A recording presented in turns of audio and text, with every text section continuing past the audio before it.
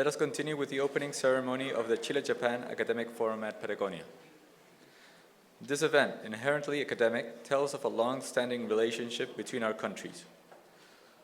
119 years of cooperation began in 1897, when both countries signed the Treaty of Friendship, Commerce, and Navigation, an act that commenced the diplomatic relationships. We now need to deepen the connections that have joined us and to strengthen all types of collaboration spaces. To begin the second part of this opening, Professor Shinichi Nakasuka from University of Tokyo will now present University Satellite Challenge towards novel ways of space development and utilizations.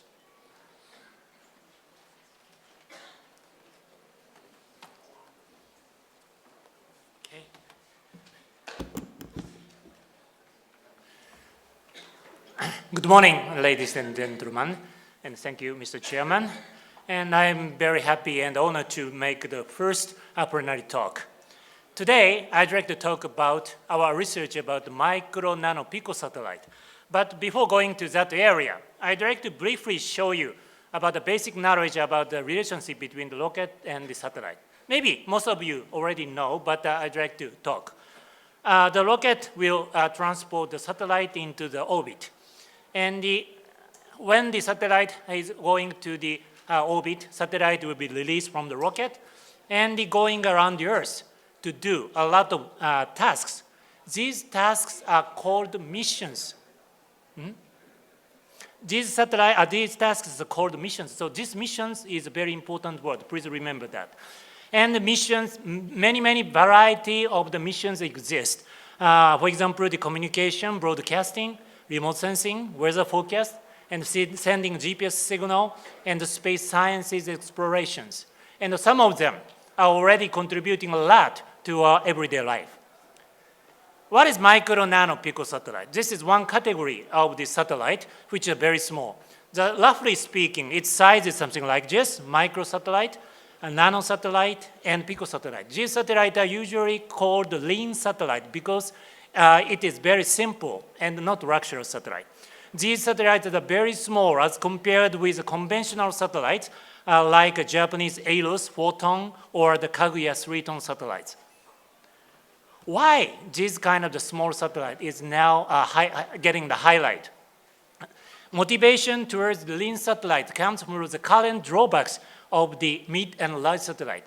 As you see, as time goes by, the satellite getting larger and larger. It can be helped because in order to obtain high-resolution ground image, we need a very large aperture and long focal length. In order to send very strong broadcasting signal to the ground, the satellite needs a large antenna and large solar paddles. But because of such kind of the thing, we have many drawbacks, enormous costs, and a large, very long development period, which result in the conservative design, and it's very difficult to make a challenging mission. And almost governmental use, and no new users or utilization ideas appearing, and low speed of innovation as the number of the satellite development is very small. So this happens not only in Japan, it happens all over the world. So we should solve this problem in order to make the most of the utilization of the space. Lean satellite, micro nano pico satellite, has been a very much promising approach to solve these problems. And the game change innovation occurs using this satellite. What are the features of this satellite? First, it is very low cost, which leads to new missions, business, and space sciences. It can also introduce new users, not only the government, but also the local government, companies, universities, research institute, or new emerging country can have its own satellites. And can be used as educational tools, and can be very challenging as failures can also be allowed. Short life cycle is another very important feature, which leads to the one life cycle is possible during university student years of 2 or 3 years, and more iterations is possible, and early return of investment, which is very good for the business. And the simple and transparent satellite system makes it easy to design, operate, and do troubleshooting, and the development members can see the total system while focusing on the subsystem. So because of these very good features, lean satellite is now making the game change in the space utilizations. And many type of the innovative satellite appears in this field, starting from education, remote sensing, telescope, weather forecasting, bioengineering, and so on. Many type of the experiment and missions are performed within the space. These missions are primarily performed by the university or venture companies, but recently even the government projects are also appearing, which is beginning to replace mid and large satellite, large size satellites. This is the current status of lean satellites. University of Tokyo has been the leading role in this area. I'd like to briefly show you the history of our development. Emergence of nano and pico satellite occurs in Japan when the University of Tokyo and the Tokyo Institute of Technology succeeded in launching their first satellite in 2003. This satellite was very small, just 1 kilogram, the world minimum satellite, and costing very low cost, like $30K US. It was developed within 2 years. We expected this satellite to be surviving space for about a half year, but fortunately, it has been surviving for space for more than 13 years. Not only the satellite development, but also the ground operation, frequency acquisition, launch opportunity search have been experienced by us. So now we can reach the space. And triggered by these successes, many universities of Japan started their own satellite project, starting mainly for the educational objective, but a higher level satellite also appears. This is the current status of Japan. This shows the University of Tokyo's history of the satellite development, starting with a 1 kilogram CubeSat called the Sci4. That was the world's first CubeSat in orbit, and we launched the second CubeSat in 2005. These two satellites were launched by Russian rocket. The third satellite, PRISM, we aimed at more practical application to obtain 20-meter ground resolution remote sensing image. And it was launched in 2009 by Japanese H2A rocket. The fourth satellite, Nano Jasmine, is aiming at more sophisticated mission of space science, astrometry. And this, unfortunately, it has not been launched yet, and we are now waiting for the launch. In 2010, we started a governmentally funded Hodoyoshi project. That is a cabinet office first program.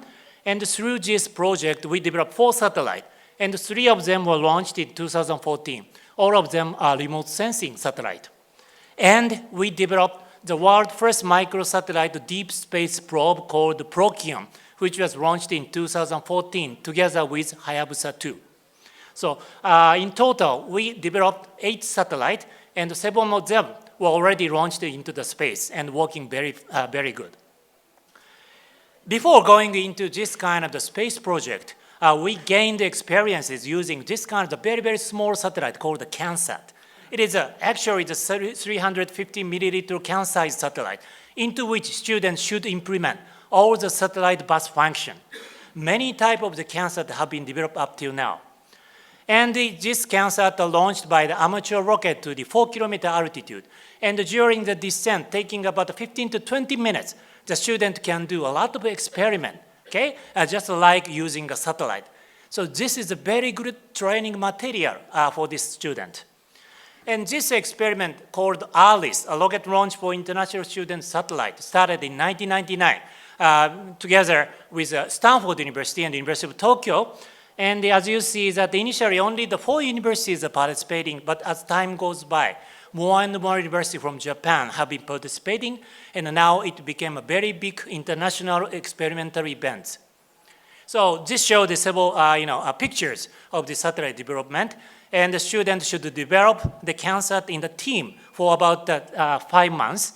And in the Nevada desert, where the ALICE is taking place, this kind of carrier was handled by the rocket side, and the students are implementing their CanSat into this carrier. And so this is a scene just before the launch. And the first ALICE in 1999, we only have 4 university participation, and only the 4 rockets were launched. But this year, 18th ALICE, we have much more university participation, and 40 rockets were launched. Since 2001, we have been doing a very interesting competition called the comeback competition. After release from the rocket at the 4-kilometer altitude, the CANSAT should autonomously go back to the target point, and the one which comes nearest to the target point will win the competition. It is very simple competition. So this is a rover type. After landing, it cut the parachute and walking back to the target. And now our university student is following it. And fortunately, this year, University of Tokyo won the comeback competition with a record of the 3.8 meters to the target. So this kind of the experimental event is very, very good material for the student education. It goes without saying, this kind of the micro nano picosatellite or the CANSAT has a very big educational significance. Okay, it's a space project that requires a lot of steps, starting from a mission conceptualization, satellite design, fabrication, ground test, modification, launch, and operation. And the student can learn all of these processes within a very short period. That is a very important thing. Also, it is very important as engineering education because the student can obtain the feedbacks from the real world. Robot or the computer field, you can get a feedback very easily, but the space, it was very difficult to obtain that. But using this kind of the satellite system, the student can learn and feedback from the real world. And also, education of the project management is very important. We are doing the class lecture, but that is not enough. This kind of the real project is very important for the training. Four very important management tasks exist. You see? One is a human resource, budget, that is a cost, and the time, schedule, and final one is what? That is, okay, maybe it's risk. So these kind of the four important management tasks can be learned through this kind of the project within the very short time period. So this is also very important. As a result, the effect of education is very, very good, and it was found more than expected. And also, this kind of the training will contribute not only to the space field, but also to other engineering fields. We gained a lot of experiences through this kind of the CANSAT project. We started a CubeSat project around 2000. And the world's first CubeSat Sci-4 was launched in 2003, and the second CubeSat Sci-5 in 2005. Our first CubeSat looks like this. Its mission is picobus technology demonstration in space, because this kind of the small satellite has never been launched into the space. So we would like to know how this kind of small satellite behaves in space. And also we put a small camera to obtain the Earth picture. And what is the difficulty of the space system or the satellite? It looks like this. Once it is launched, it cannot be contacted anymore. It is called the non-maintainable system. So this makes the satellite design and fabrication very, very difficult. So in order to make the satellite survive in space, we did a lot of treatment inside of the satellite system.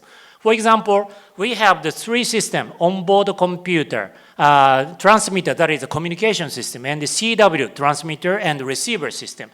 So we put the three CPU of each of these subsystems, and they are watching each other.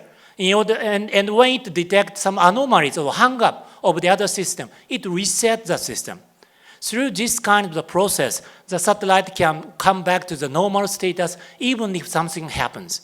So this kind of the treatment is very important. Okay, high-level system technologies are required to make your satellite survive in space, and I think this is a key technology for satellite. So we have been doing this kind of research. And our satellite was launched by a Russian rocket from a Plesets Cosmodrome in about 800 kilometers north of Moscow. And so this is the scene. And after 5 hours from the launch, it comes over the Tokyo area. And at the time, we could obtain the beacon signal from the satellite, and we found out the satellite was returned to be normal operation. So this showed the two students, the project manager, and one of the students, he is now the project manager of Hayabusa 2. He gained a lot of this kind of experiment during the student years and went into the JAXA and is now doing the Hayabusa 2 project management. So in this way, we are thinking that our activities contribute a lot to the human resource training. And after the many experiments, we have been taking this kind of the Earth's very beautiful pictures up till now. And it has been surviving for space more than 13 years, and more than 500 pictures were downlinked to the ground. And our third satellite, PRISM, we aimed at a more practical application to obtain 20-meter ground resolution Earth image by using this kind of the extensible boom. So it is very unique. This extensible boom has a lens at its end, which constitutes about 80 centimeter long focal length optical system. With this focal system, we are expected to obtain about 20-meter GSD image. So this is a picture just before the launch, and we could obtain many pictures like this. So in this satellite, this kind of the extensible boom is a very much key technology. So we are elaborating this kind of technology by trial and error, and also we are doing ground tests using parabolic flight like this. Okay, and in this way, various elemental technologies are very important for the micro nano pico satellite, gives us lots of research issues. So the students are working on that and writing the papers. Okay, and it could obtain many pictures like this, which has the 20-meter GSD. So this kind of the satellite contribute a lot to the space engineering education, but not only that. This satellite has many practical applications. And I'd like to give you some example from space science and exploration, remote sensing, and communications. So space science and exploration. As you know, Japan is very good at this field, especially the JAXA ISAS has been performing very good missions with mid and large satellite and small satellite. And the microsatellite region and the JAXA ISAS and the university are the main players. But in the nano and picosatellite areas, universities are main players. Our fourth satellite, Nano Jasmine, aims at astrometry, a very high-level space science missions. And this is developed in collaboration with the National Astronomical Observatory of Japan. And it is just 38 kilograms. But we are expected to obtain almost a comparable result with Hipparcos satellite, which was a European satellite launched in 1989. It was about 1.2 ton, costing more than 300 million US dollars. But we can almost achieve the same performance with just satellite. So this is coming from the technological development, especially the microelectronics. Okay, and this satellite aims at astrometry, which means a three-dimensional position of stars and their movement estimation using this annual parallax method. In order to obtain very dark stars up to the 8th magnitude stars, long exposure time is required. In order to do that, attitude stabilization requirement is very, very stringent. We implement two telescopes which has a certain separation angle, and we should keep this separation angle very accurately. So the temperature stability is very stringent. So as a result, it requires maybe 4 years to develop this satellite, but it's completed. And the satellite is rotating in order to scan over the sky. And as a result, the image of the star will be moving on the CCD. But if the spin rate is synchronized to the electric charge transfer speed on CCD, then we can obtain long accumulation or exposure time. So this method is called TDI, time delayed integration. But in order to achieve that, we need to make a very high level of attitude stability, as I said before. And in order to achieve that, we implement almost full set of the attitude sensors and actuators. And in the final observation phase, we even use the observation telescope as a source to obtain the angular rate information. So in the simulation, we can achieve the very high level of the attitude stability. And even micro nano picosatellite can obtain high level attitude control accuracy. Okay, and now we are going into the deep space exploration. We developed the micro satellite called the Procyon. So that was the world's first microsatellite of deep space probe.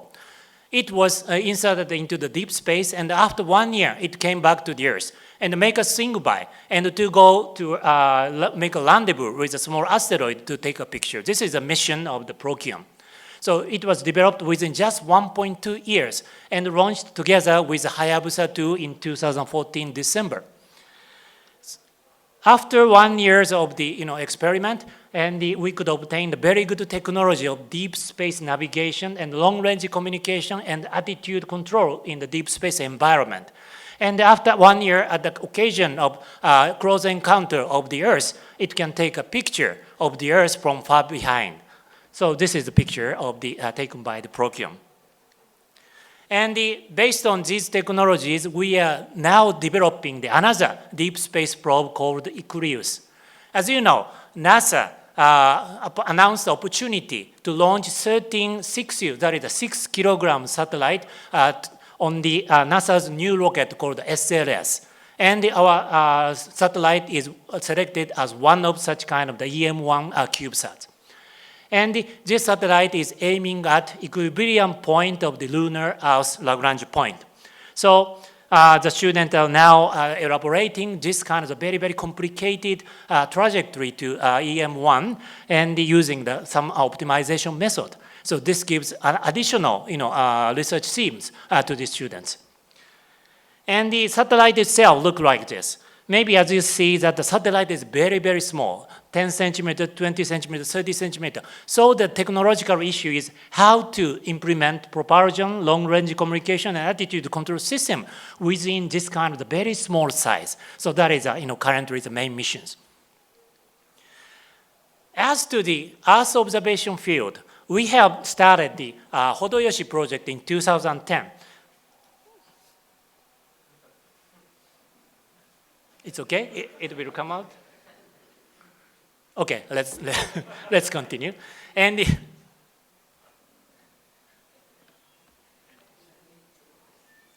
I cannot, maybe it's not from the computer. So this kind of anomaly occurs many times during the satellite operation. At that time, we should quickly resolve the solution and send a command to the satellite. Okay, please do that.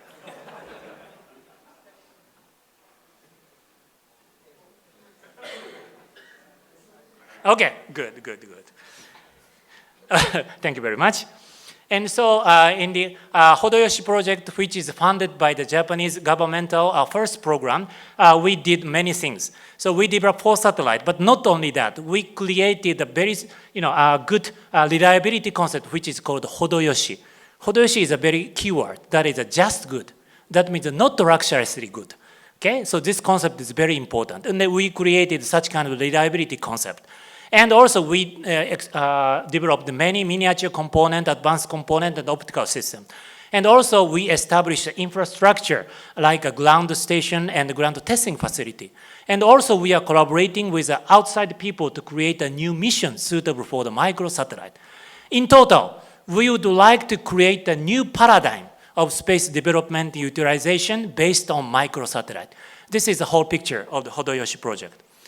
And one of the outcomes, example of the outcome of the Hodoyoshi project is a component developed. And we created a new supply chain using more than 170 medium and small industry to create, and also with the support of the many universities, we developed this kind of component, like a radiation hardened computer and the high-speed and versatile data handling unit, or high-speed RF transmitter, or electric propulsion system. Now, in Japan, all the components for the microsatellite can be purchased. So this is very important. Now, let me briefly show the several examples of the satellite developed within this Hodoyoshi project. So Hodoyoshi 3 and 4 looks like this, and it was transported to the Russian launch base named Yasny, and where it was implemented on the Dnepr rocket. And after the launch, it could obtain many pictures with a different resolution. This is a LCAM 240-meter resolution image, Sri Lanka. And this is a tropical forest of the Brazil. Maybe the student can find a very kind of smoke here. And it is actually the smoke. So in this way, this kind of small satellite can find out illegal fire or the disaster like this. So it can be used in that objective. So this 40-meter ground resolution image can have a very good sensitive CCD, which is sensitive to the vegetation. So this image can be used to analyze the health status of the agriculture area or the forest. And the highest resolution image, 6 meter, looks like this. Maybe, so this is a picture of the Chiba.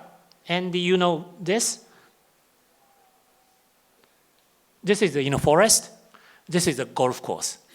And Chiba has many golf courses like this.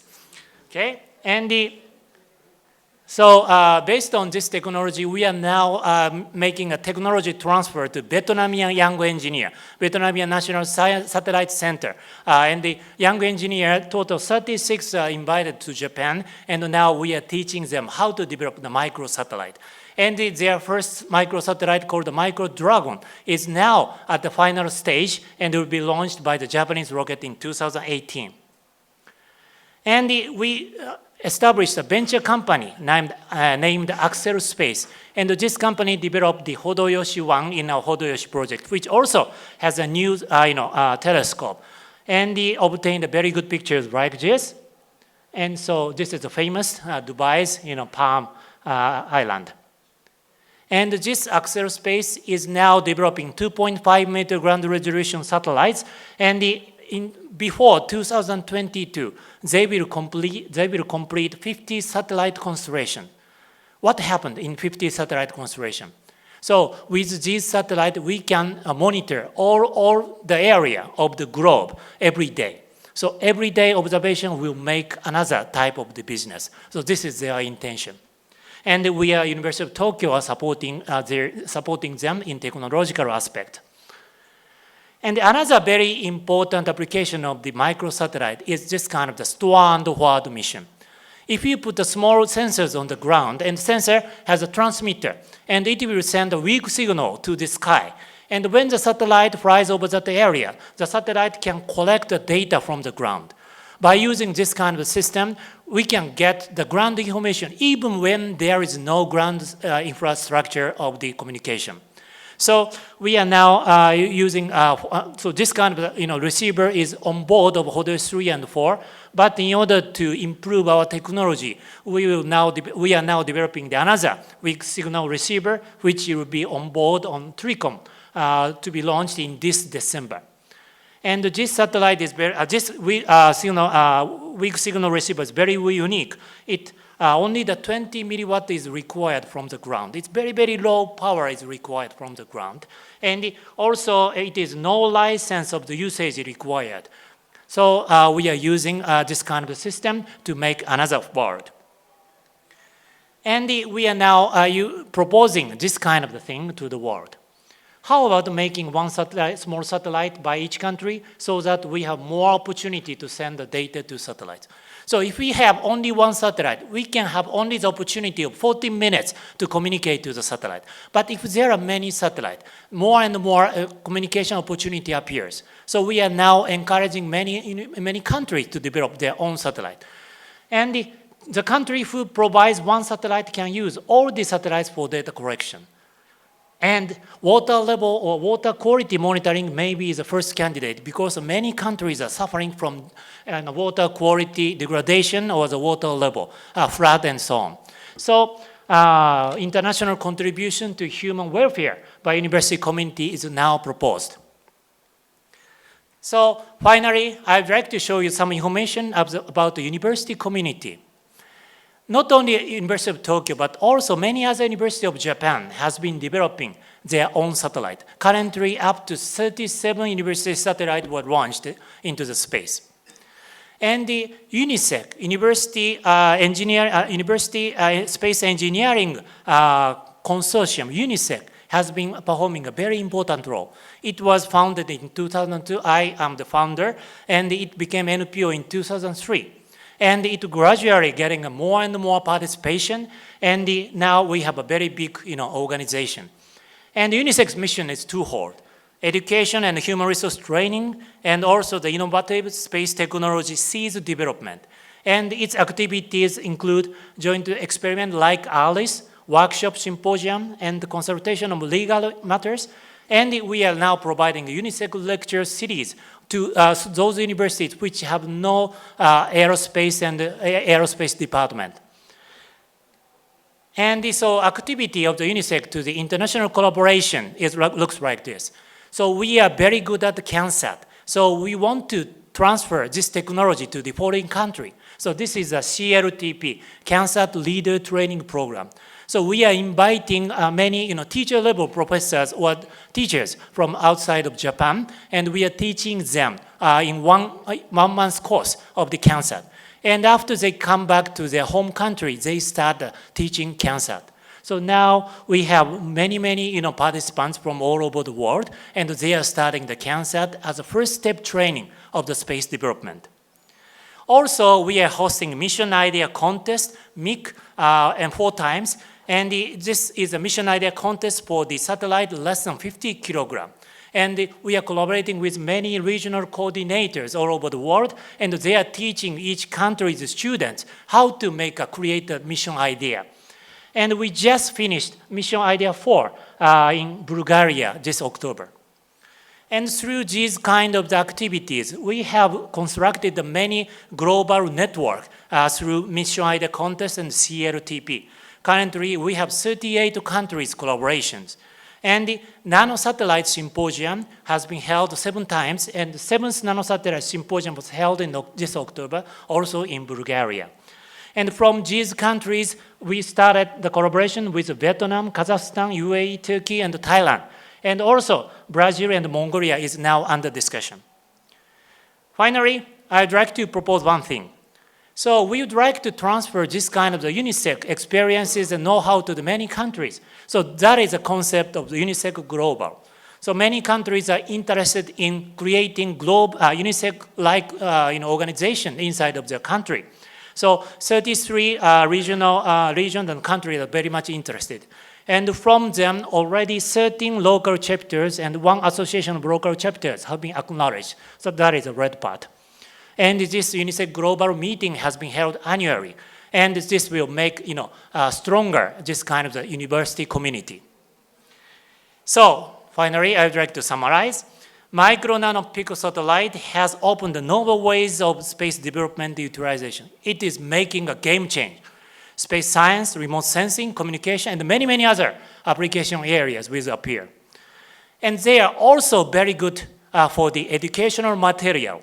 Excellent material for space engineering education. Not only that, but systems engineering and project management can also be trained in the satellite project. University of Tokyo has been leading the world with 7 micro nano picosatellite successful launches and operations. And in addition, we are now developing 4 satellites, and which are launched within 2 years. And finally, how about joining us? Gracias. Thank you very much.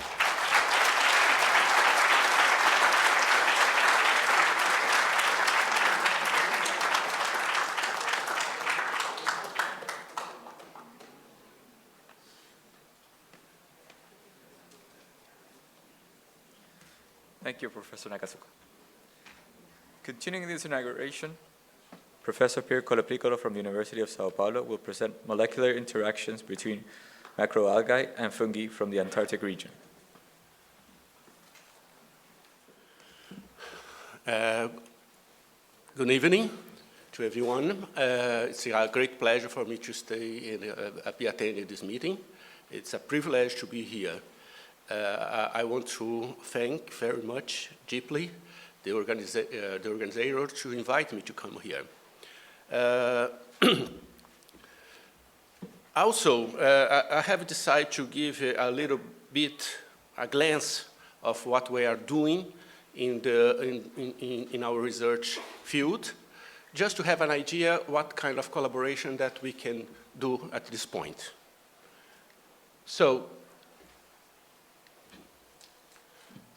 we, at this point, I think that I'll give a little bit of a result on the Antarctica research that we have there.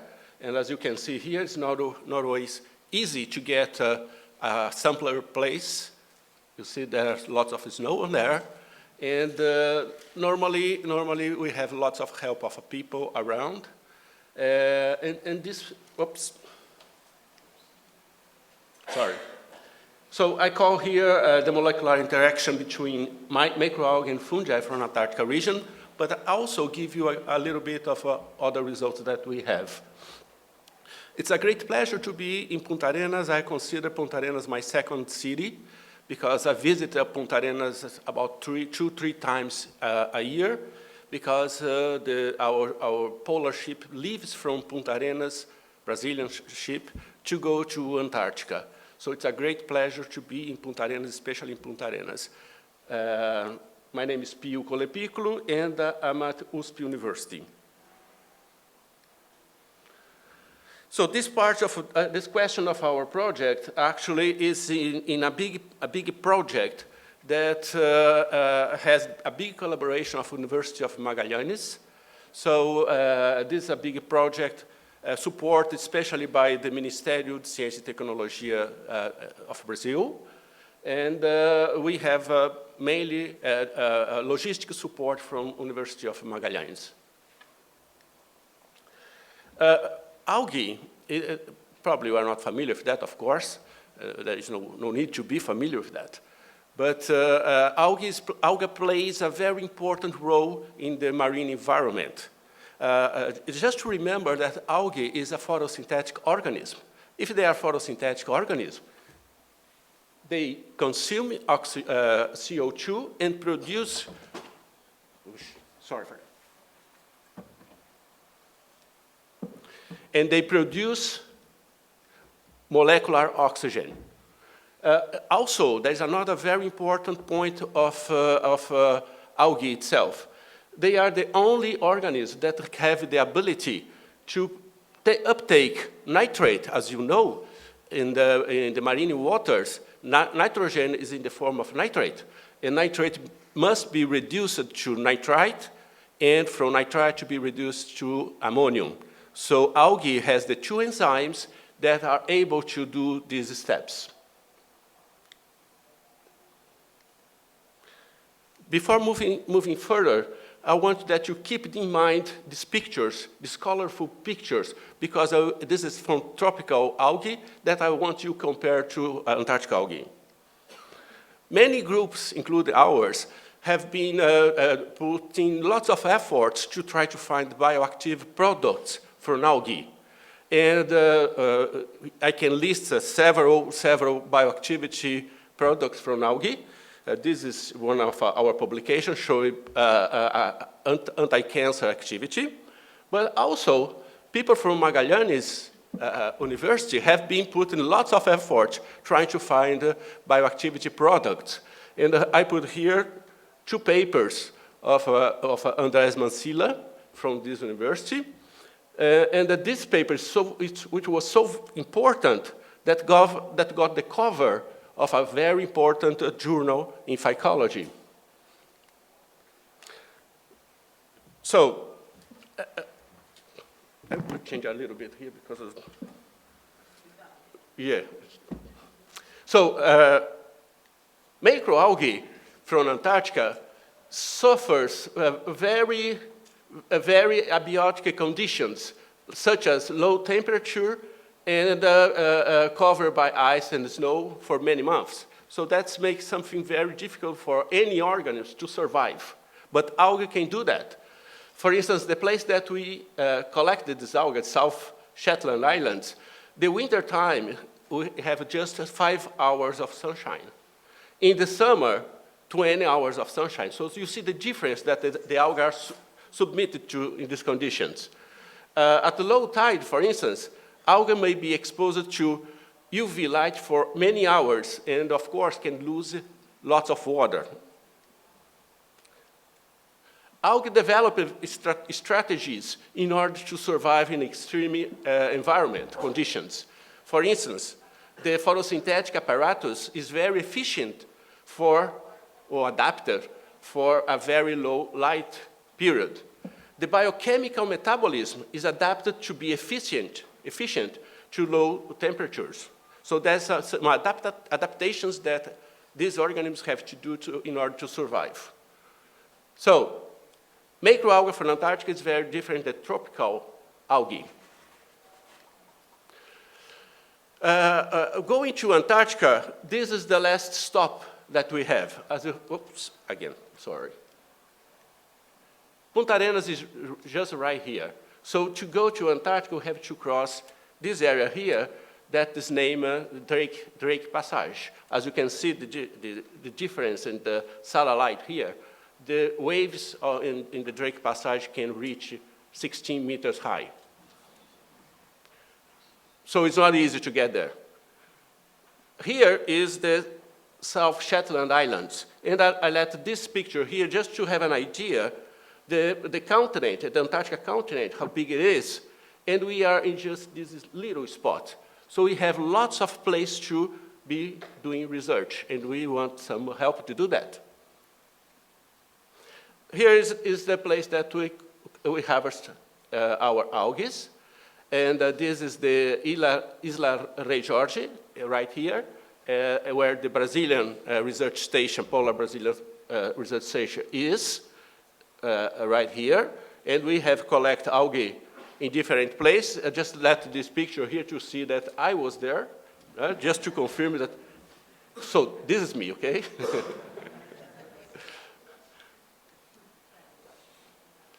Look at the kind of algae that we harvest in Antarctica. See, big ones, like this, like this. So that's why I say that they are very different.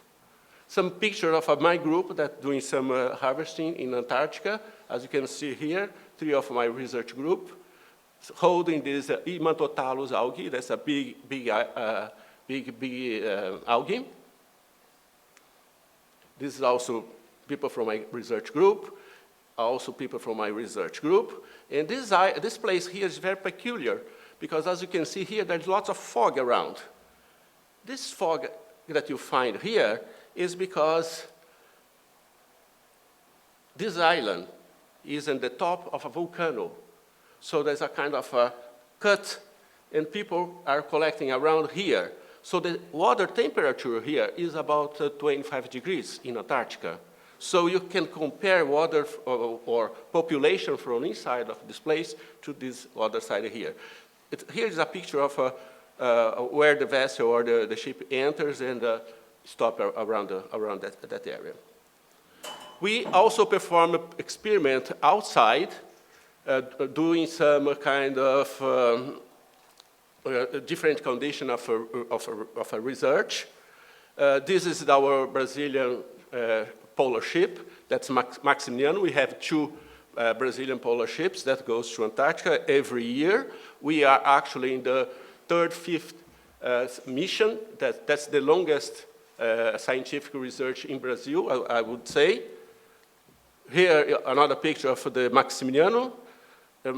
This ship is very nice. They have 3 labs inside, so we can collect the algae, go to the lab and clean it up, and doing some cuts and so on, and start doing some research in Antarctica already. Brazil is building a new station. Here's a picture of our new Brazilian station. Probably, I don't know if you know that in 2012, our station burned out. So we are constructing this in the same spot, actually, because we have permission to construct the same size of a station.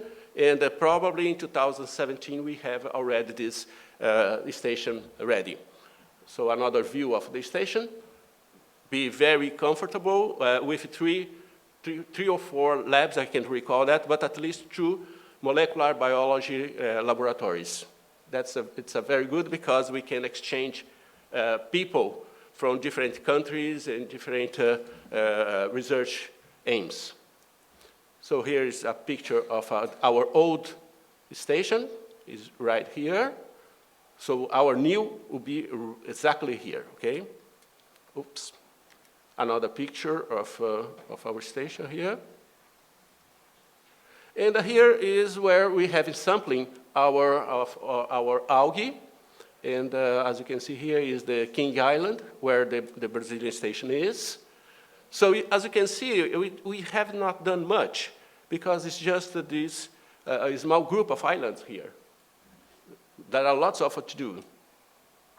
Inside of the bay, we have collected everywhere around here, as in these red spots. And we have already described the biodiversity of these algae in 2 papers.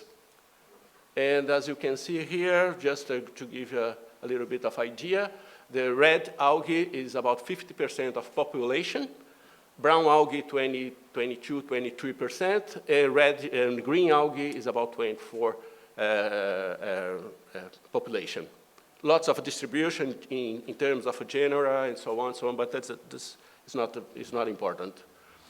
So when you are in Antarctica, you can just cut it out, a little piece of algae, and plate that in a medium that you prepare for fungi, for instance, or bacteria. And as you can see here, there is a big diversity of fungi growing around the algae. In different colors, different types, and so on. And I put here a list that our group have published a couple of years ago already. So as you can see here, in one species, you can find different species of fungi. And that's very important because looks like that the algae is protecting the fungi against cold weather. Monostroma, for instance, has been collected 8 species of fungi, and you can see some species of these fungi, such as Penicillium, Cryptopolis, and other ones. And for instance, Desmaresias mesensis, only 2 species have been collected. So it looks like there is a species-species collaboration for this interaction with this fungi and so on. Penicillium is one of the most popular fungi around all the species that we have been collecting. So that's a good thing because you can make a map of algae and fungi, what kind of endophytic fungi is being found in algae. So, seems to be that microalgae may shelter large numbers of associated organisms. These include fungi. I'm saying a large number of associated organisms because we have found also many different lineage of bacterium. Although marine fungi have been studied for the last 100 years, many aspects regarding their taxonomy, ecology, and biotechnological application remain poorly documented. Over 100 species of fungi isolated from Antarctica microalgae have been described in the literature. So many groups are being interested on these fungi. Belong to the genera Geomyces, Antarcticomyces, and so on, Penicillium, and so on. Concerning ecological issues, it is reasonable to exploit the specific role of endophytic fungi. There is a lack of studies about marine seaweed and endophytic fungi, especially from Antarctica. There is not many information about ecology of fungi in Antarctica algae. Fungi present a large chemical diversity. They produce alkaloids, terpenoids, flavonoids, steroids, and so on. 80 new bioactive metabolites were isolated from endophytic fungi associated with marine microalgae, indicating an impressive chemical and biological diversity from them. And I put here just 4 that have been extensively used, and some are in clinical trial already. So, as you can see here, this terpenoid around here has acetylcholinesterase inhibitor activity. This substance, the ketophenol, antioxidant, statin, anti-inflammatory activity, and cytochalasin D, bactericide activity. So it's a very promising organism to give new drugs for different functions. Our lab also has interested in different chemicals, and I put here just a couple to have an idea what we have done also for this. And this class of compounds is the mycosporine-like amino acids. I'll give you just this example here. That's the mycosporine glycine. It has a kind of amino acid bound, and it absorbs UV light at 310 nanometers. So this is very important because it's a natural product that absorbs UV light. So they are produced, they are synthesized by algae and fungi. So when we isolate this compound, we don't know exactly if they've been synthesized by fungi or by the algae. Both algae and fungi, they have the roots to synthesize these compounds. And this is very important because cosmetic, for instance, that's what we are interested, it's a huge market. I put here just the Brazilian market to have a glance, have an idea what is the importance of cosmetic in general. So in Brazil is the third market for cosmetic. It runs about $15 billion a year and grows in a 7% market, okay? Just the sunscreen protection. So Brazilians, they discover that's important to protect themselves against UV light. So that is to prevent skin oxidative stress, skin cancer, and premature skin aging. Just to have an idea, only taking away this apart, we have a $2 billion market for sunscreen protection. Also, we have a different platform at the lab to measure activity of different compounds. For instance, antibiotic activity, different bacteria, we have a different lineage on there, fungicide, and we have medical areas for fungi and also for agriculture areas. As you probably know, Brazil is a big country with focus on agriculture. So we export lots of fruits, lots of vegetables. So if you find a compound that protects the fruits and vegetables against the fungi, probably you can extend that the shelf time of this fruit in different areas. Also, in collaboration with different groups, Antarctica algae, we also are working on neglected disease, and indeed one of our collaborators have already isolated one compound, very effective against leishmania. Sorry, I cannot give you the chemical structure here because it's being protected by a patent. Another group of south of Brazil is studying anti-cancer activity, and they have discovered a very nice compound that with a good activity. They did not protect themselves for a patent, so the structure here, if you want to know later.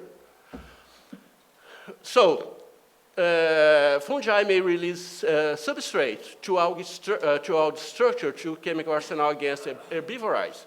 Fungi produce chemicals and may be related to structure in order to protect against abiotic factors such as oxidative stress, DNA damage, UV radiation, and low temperature. With the advancement of genetic technique that will allow the isolation and expression of a biosynthetic cluster, fungi and respective algae will represent a new frontier for natural products and drug discovery. So I think that I have 5 minutes. I will just give you another point that we are doing with the Antarctic algae and tropical algae that relate to environment stress with metals and pollution of metals. So treatment of metals is very well known. We have published several papers on that. Induce what they call oxidative stress in the algae, okay? Increase, for instance, the oxidative damage to proteins and so on. It's very well established, but I want to just to give you these new results that we have been submit a paper and being accepted this paper is the last one here, decrease the levels of glutathione. Glutathione, it's a very important peptide, and we have to detect low concentrations of metal with different techniques. And this collaborator here, Marcia Mesco, developed a very fine methodology that is a very friendly and sensitive method developing in order to detect low quantity of metals. Marcia just got a Women's Science Prize from UNESCO and L'Oreal, and she's a good collaborator of ours. And the method is related to UV radiation combined with microwave-assisted digestion. So there is no chemicals added in this method. So we have this publication being out for a while. Coming back to the glutathione. Glutathione is a tripeptide, as you can see here, compound with a glycine, cysteine, and glutamic. Glutathione is a very important peptide because it's found in all organisms. We have glutathione. Algae has glutathione. And glutathione has one of these amino acids with this thiol group here. So the metal chelates in this thiol group.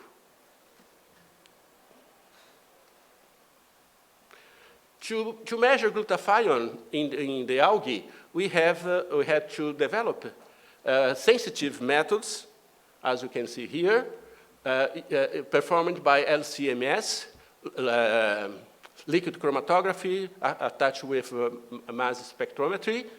And as you can see here, the method to measure glutathione, it's very sensitive and very reliable.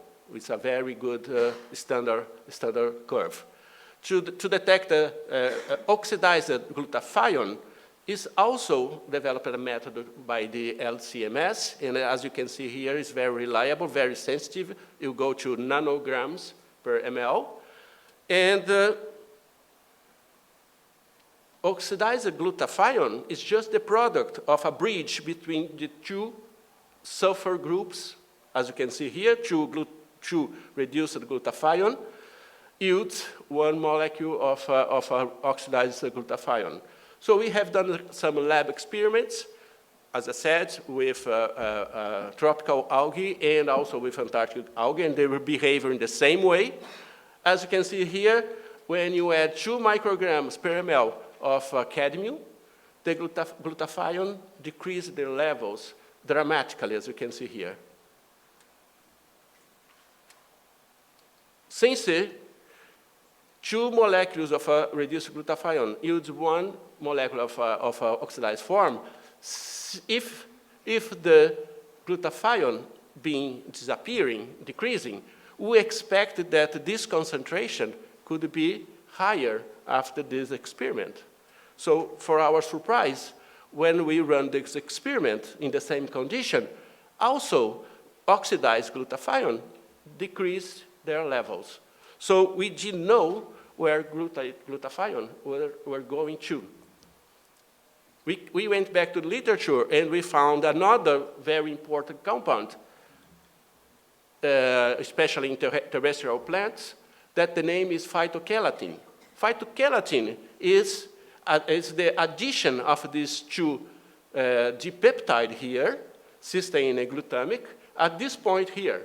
So you can increase this molecule for 5, 10, 2, 11 repetition of this dipeptide. So you increase the levels of chelating power of this molecule. Phytokeratin is described for several plants, and the synthesis of phytokeratin is just the addition of this dipeptide group to glutathione by a phytokeratin synthase producing this phytokeratin. So to work with phytokeratin is not easy because they don't have standard at the commercial level. We have to synthesize that. And we have a very nice collaborator in our institute, Maria Teresa Miranda. She is able to synthesize the phytokeratin 4 and phytokeratin 3. We have, of course, to make all the analytical measurement to be sure that these phytokeratins are pure and reliable for testing, as you can see here. And repeating the experiment again with measuring the phytokeratin, what we can see is that the phytokeratin increase at the very end of the experiment. So we assume that the glutathione and oxidized glutathione is driven to the synthesis of phytokeratin. So We have just published this paper, being accepted actually. The DOI is around here. Probably will be released in two months, as the editor told us. And at this point, for this part of our experiment, we are trying to figure out how a metal can enter in the cell. And normally, this metal inactivate most of the enzymes, but activate the phytochelatin synthase. So we don't know exactly how the mechanisms are working with the stimulus of this metal itself. So we are working on phytochelatin synthase here to see the molecular mechanism of regulation. So I think that this is all that I want to show you. Just trying to introduce you the group of the Antarctic Project. As you can see here, we have lots of Brazilians, but also we have one American, one Italian, one Argentinian, and 3 researchers from Chile, 2 from Universidad de Magallanes, even 1 from Arturo Prat. So I think that is missing here one Japanese flag. So next time we hope to get it. Thank you.